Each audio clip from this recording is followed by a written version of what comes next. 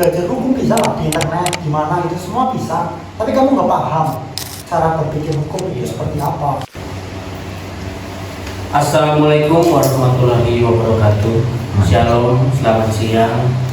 Nah, di sini kami ada podcast kecil-kecilan nih. Nah, kami mau bahas tentang kami dapat tugas dari Pak dosen kami, Pak Dr. Roni Sulistianto, SHMH. Nah, tugasnya tuh tentang apa sih yang didapat kita selama pertemuan semester 1 ini sama Pak Roni. Nah, di sini saya bersama teman saya Alvin. Coba perkenalkan diri dulu. Perkenalkan, nama saya Alvin Agustian Saputra. Saya berasal dari Cilacap.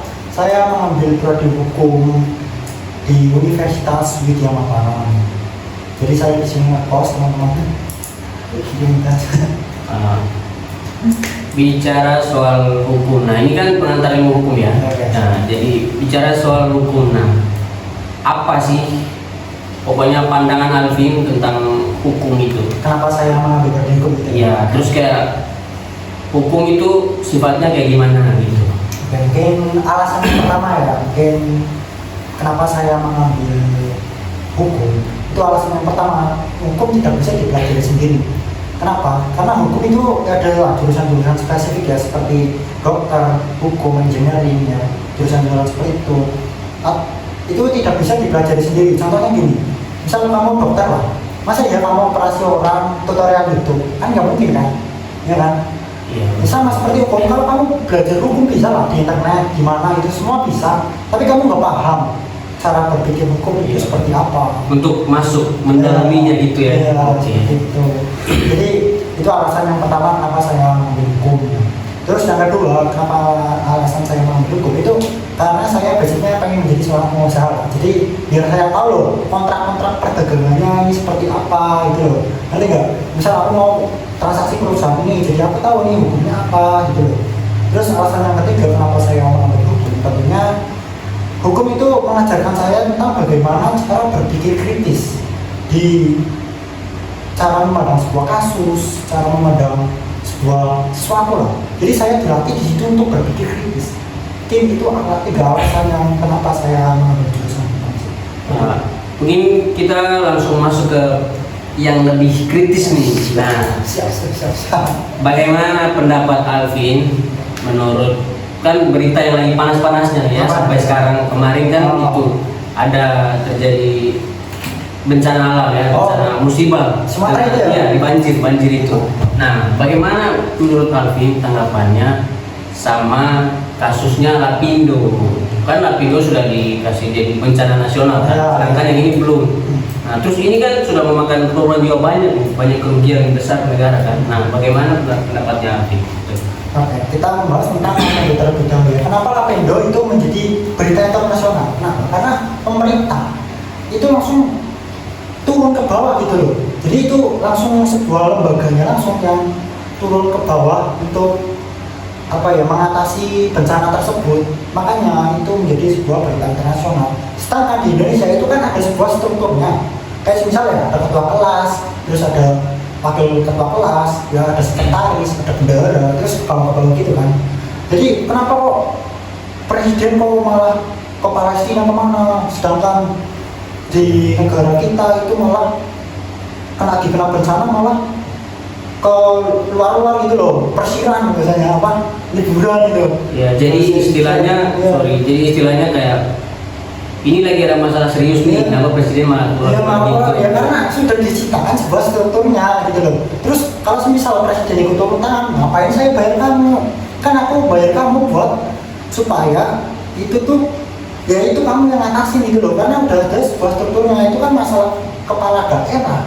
Itu kan tanggung jawab kepala daerah dan perusahaan tersebut. Kenapa memakan banyak korban seperti itu? Maka dari itu kan ada bahasa gini loh, ibaratnya ikan itu kalau busuk itu kan dari kepalanya gitu loh. Kalau kepalanya aja busuk kan biasanya itu ke bawah-bawah tuh jalan bukannya dipotong tuh kepalanya malah dibiarin busuk ya seperti itu.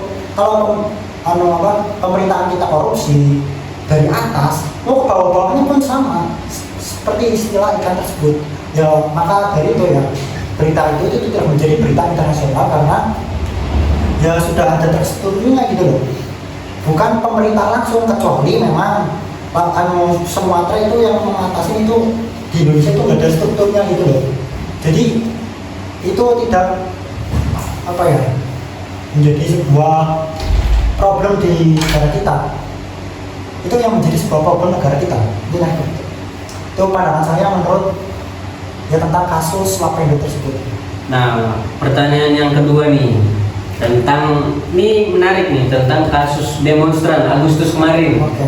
Nah, itu bagaimana sih? Kayak di situ kan ya kalau pendapat saya kan gini, itu kan para demonstran hanya menyuarakan tentang pendapat mereka, ketidaksetujuan mereka atas aturan atau atas keputusan yang diambil oleh anggota para Dewan Perwakilan Rakyat.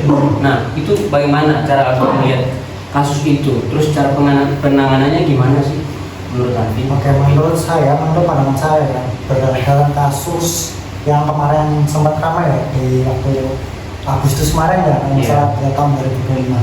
Menurut pandangan saya, itu terjadi sebuah kesalahpahaman antara rakyat dengan atasan gitu, dengan para DPR itu. Terjadi kesalahpahaman, di situ terjadi miskonteks. Jadi masyarakat itu yang kasus ini loh, yang joget-joget itu apa? Wah, DPR joget-joget gitu.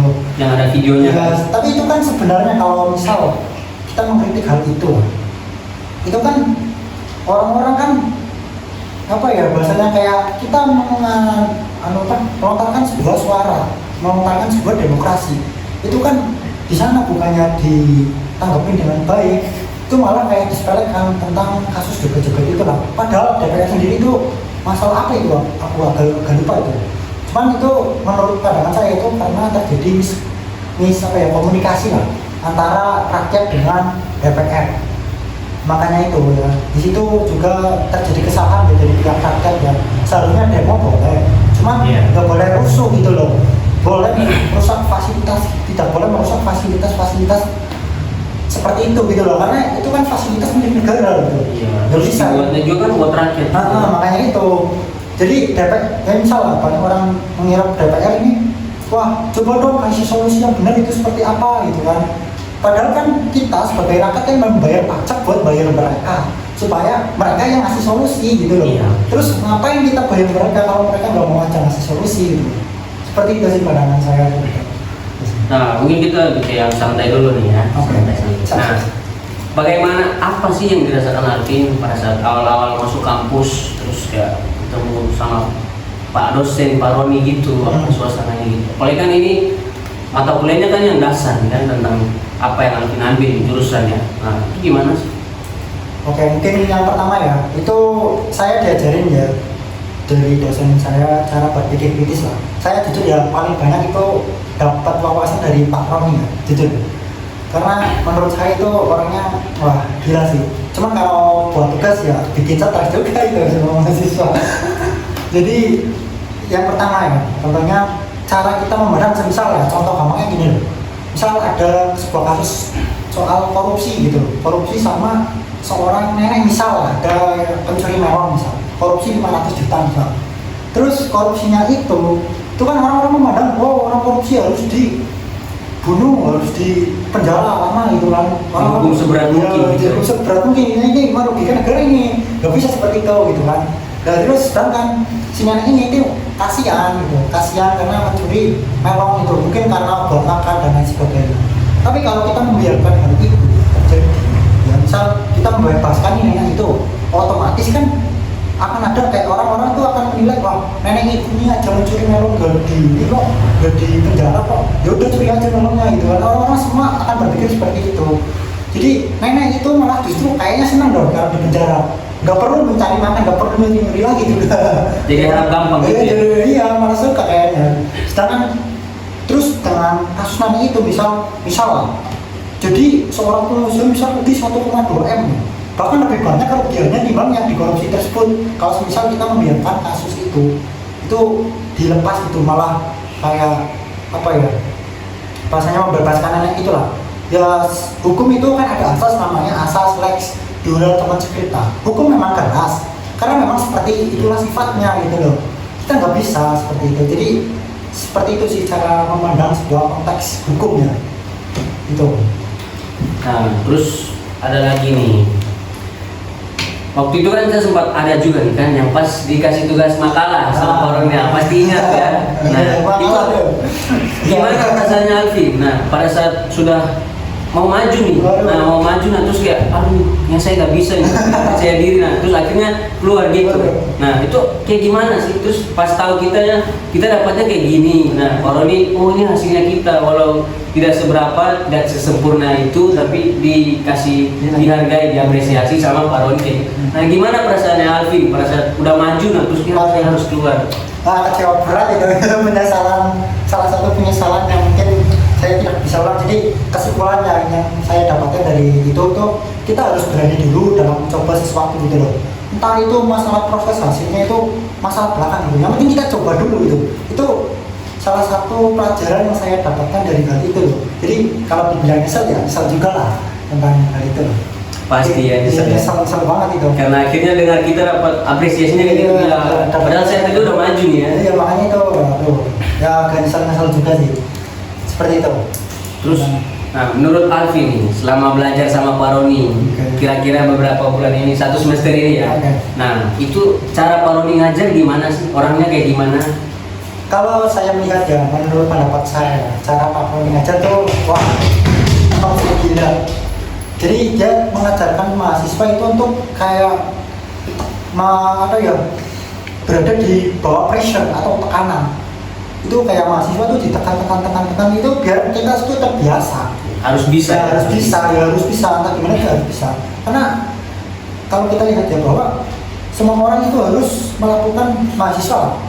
Tentunya itu harus melakukan yang bukan harus melakukan sih, kayak harus harus mendapatkan sebuah tekanan tersebut. Tapi ya juga ya kalau dikasih tugas ya stres juga nih. Cuma ya karena tapi itu dengan stresnya itu kita menjadi terbiasa gitu loh dalam konteks itu kan. Dan di situ kita melihat bahwa cara Pak Roni mengajarkan kita itu wah sangat oke sekali sih, karena semua orang kan memiliki proses yang berbeda-beda kan. Kayak ibarat monyet itu suruh berenang di laut, itu nggak akan mungkin bisa itu. Sama seperti ikan suruh manjat pohon itu nggak bisa, karena semua orang itu memiliki proses berbeda-beda gitu. Setiap IQ orang itu nggak sama gitu. Kita nggak bisa semarang-katakan ya proses orang itu seperti apa. Ada yang prosesnya 25 tahun udah jadi milioner gitu, 25 tahun udah jadi bilioner gitu. Pokoknya 25 tahun masih ada yang merintis gitu, masih ada yang nol sampai gitu. Karena semua orang itu memiliki proses yang berbeda-beda. Makanya semua orang itu nggak peduli tentang hasil prosesnya, yang penting hasilnya itu gitu. Iya. Nggak mungkin Kejamnya kayak gitu ya. Mereka nggak lihat, nah sesusah apa kau nih. Nah kita tunggu aja pas berhasil. Oh ya selamat ya. Selamat ya. Kayaknya karena semua orang itu memiliki proses yang berbeda-beda. Jadi seperti itu mungkin pembahasan kali. Nah selama ini pokoknya ini pertanyaan terakhir lah. Oke, siap. Lebih bebas fun lah. Nah, selama pertemuan sama Pak Roni, pengalaman apa sih yang paling berkesan dan kayak wah ini berharga sekali buat saya, paling berkesan buat saya karena saya baru awal semester awal ini kayak wah ini yang paling wow lah buat saya gitu. Mungkin yang pertama ya cara berpikirnya sih, yang contoh tadi ya tentang memek dan konto itu salah satu. Terus antara hak dan kewajiban gitu loh. Terus antara semisal contoh gampangnya gini loh. Dosen saya kan pernah itu mencontohkan bahwa semua orang itu misal masalah tentang sholat lah, misal kita menyebut itu kan masalah privat, masalah dirinya antara dia dengan Tuhan dia gitu loh, masing-masing. Dia masing-masing itu seperti itu contohnya. Terus antara norma dan norma kesusilaan, norma keadilan gitu loh, itu contohnya gini loh.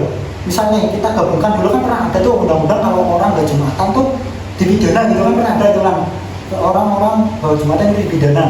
Nah kalau kita melihat ya bahwa nggak semua orang itu Islam gitu loh. Iya. Nggak semua orang Islam, dan kayak misal kita lagi sakit nih, terus lagi di rumah sakit lah parah gitu loh. Nggak, karena ini pas hari Jumat gitu loh.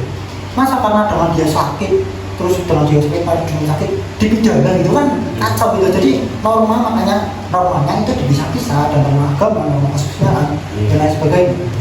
Terus yang kita membahas tentang konteks tadi, membahas tentang kewajiban dan hak ya. Ya, hak dan kewajiban. Ya, hak dan kewajiban itu. Itu kan gini loh, contoh gampangnya gini. Semisal kan apa sih di Indonesia lah, itu pakai helm itu wajib tuh. Kenapa? Menurut Anda gimana? Kenapa Indonesia itu wajib pakai helm? Padahal kan kalau kita kecelakaan kan negara nggak rugi gitu. Iya. Itu Menurut saya, ya kalau menurut saya tuh gini, negara buat aturan seperti itu. Sebenarnya kalau dari kita sendiri kan merasa, saya kalau tidak pakai helm yang rugi saya. Kalau terjadi apa-apa nanti yang rugi saya. Nah, tapi gimana nih misalnya kalau kamu nabrak orang, nah terus kau nggak pakai helm, kau nabrak orang, ada orang juga yang rugi. Nah terus kayak gini, negara buat aturan kayak gitu karena menurut saya gini, untuk kita mengetahui suatu hal itu berbahaya atau nanti beresiko buat kita, tidak harus kita merasakannya dulu. Cukup dengan kita sudah tahu, oh iya ini berbahaya, beresiko. Nah, oh saya jangan lakukan. Jangan tunggu kita kena dulu, merasakannya baru sadar. Nah, tapi kalau semisal itu terjadi di hutan misal, orang itu kecelakaan di hutan ya, yang dirugikan siapa itu menurut Anda? sebenarnya gini. Nah, kalau di kan pikiran orang kita tuh kayak gini, ya saya yang rugi sendiri. Nah, tapi sebenarnya yang rugi itu negara. Karena gini, kita itu warga masyarakat penduduk Indonesia, nah kita itu asetnya negara. Karena negara gini, negara memberikan fasilitas buat kita nih. Fasilitas apa itu yang diberikan? Kan kita kan ini apa? Lapangan pekerjaan aja susah banget kan di kita itu loh. Sedangkan kita itu membiayai hidup kita sendiri tuh nyari makan aja susah itu sehari-hari. Terus apa negara yang biayai kita? Gitu. Karena gini, Kalau kita bedakan yang misal di Amerika kan udah jelas di situ bahwa di sana itu kalau semisal orang itu mati, itu yang rugi memang negara. ya karena dia aset negara. Karena memang negara itu udah biayain dia, memberikan pendidikan, fasilitas dan lain sebagainya. Sedangkan di Indonesia ini yang menjadi problem dari negara kita. Gitu. Jadi mungkin itu, dan yang terakhir ya, mungkin ini pembahasan yang terakhir ya, yang dari tentang tadi ya, tentang misal masalah pendidikan di Indonesia lah. SDM kita membedakan tentang SDM misal. Ya SDM di negara, kalau kita bedakan ya dengan negara Finlandia misal. Ya. Negara Finlandia itu kan di sana pendidikan gratis tuh dari gratis. awal dari sampai akhir itu gratis. Kenapa? Karena di sana itu mau bayar pajak itu mereka itu kayak 1 minggu sebelum pajak jatuh tempo itu mereka sudah bayar. Ya berlomba-lomba. Sedangkan di negara kita itu kan mau ini saja mau bayar pajak aja umpet-umpetan itu. Itu yang menjadi SDM, itu perbedaan SDM negara kita dengan negara yang lain. Dan misal contoh lain mungkin tentang pekerjaan misal. Kalau kita lihat di Belanda misal pekerjaan di sana itu kalau orang nganggur itu mereka dibayar gitu. Tapi mereka tidak mau gitu, enggak. Sedangkan di Indonesia kalau misal pekerjaan itu misal orang nganggur pekerjaan, nggak punya pekerjaan gitu dibayar, pasti aku yakin nganggur semua itu bisa di Indonesia. Mau saya juga. Kita tinggal gitu aja, bayar. Makanya itu jadi membandingkan sebuah apa ya SDM lah. Iya, cara berpikir. Cara berpikir dan lain sebagainya. Mungkin itu sih yang saya dapatkan dari Pak Tony ya, cara berpikirnya. Saya belajar banget dari itu. Mungkin. Oke guys, mungkin sekian dari podcast pendeknya kita. Semoga apa yang kita sampaikan dapat bermanfaat dan berguna bagi orang di sekitar kita atau bahkan di lingkungan yang lebih luas. Nah, sekian dari kami. Apabila ada salah kata yang tidak berkenan di hati, mohon maaf. Ya, sekian dari kami. Terima kasih. Assalamualaikum warahmatullahi wabarakatuh. Selamat siang. Sampai jumpa.